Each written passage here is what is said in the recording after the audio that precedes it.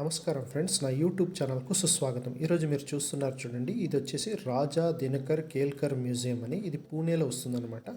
దీని గురించి నేను చెప్తాను. ఇక్కడ ఫస్ట్లో ఇది ఎంట్రన్స్ ఫీజు వచ్చేసి 100 రూపీస్. బట్ మీరు మొబైల్లో వీడియో కూడా తీసుకోవచ్చు. దానికి 100 రూపీస్ ఎక్స్ట్రా పే చేయాలవుతుంది. సో కాబట్టి 200 రూపీస్ పే చేసి లోపలికి వెళ్తున్నాను.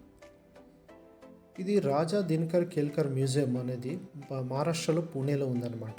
ఇది వచ్చేసి డాక్టర్ దినకర్ జీ కేల్కర్ యొక్క సేకరణను కలిగి ఉంది. అతని ఏకైక కుమారుడు రాజా జ్ఞాపకార్థం అంకితం చేయబడింది. 3 అంతస్తుల భవనంలో 14వ శతాబ్దికి చెందిన వివిధ శిల్పాలు ఉన్నాయి. సేకరణ 1920లో ప్రారంభమైంది మరియు 1960 నాటికి దాదాపు 15,000 వస్తువులు కలిగి ఉంది.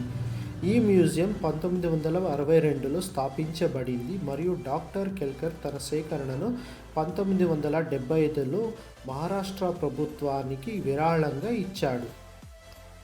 మ్యూజియంలో ఇప్పుడు 20,000 వస్తువులు ఉన్నాయి. వాటిలో 2,500 ప్రదర్శనలో ఉంచబడ్డాయి. ఇవి ప్రధానంగా 18వ మరియు 19వ శతాబ్దాల నుండి దైనందిన జీవితంలో మరియు ఇతర కళా వస్తువుల నుండి ప్రధానంగా భారతీయ అలంకరణ వస్తువులను కలిగి ఉంటాయి.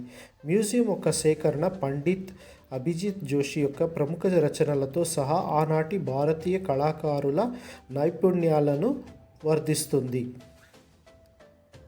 ఇక్కడ మీరు మస్తానీ మహల్ అని కూడా మీరు చూడొచ్చు. ఇక్కడ ముఖ్యంగా సేకరణ ఉన్నాయంటే డోర్ ఫ్రేములు, నాళాలు, ఆభరణాలు, సంగీత వాయిద్యాలు, వివిధ పెయింటింగ్లు మరియు శిల్పాలు వారి కళకు అత్యుత్తమ ఉదాహరణలను సూచిస్తాయి.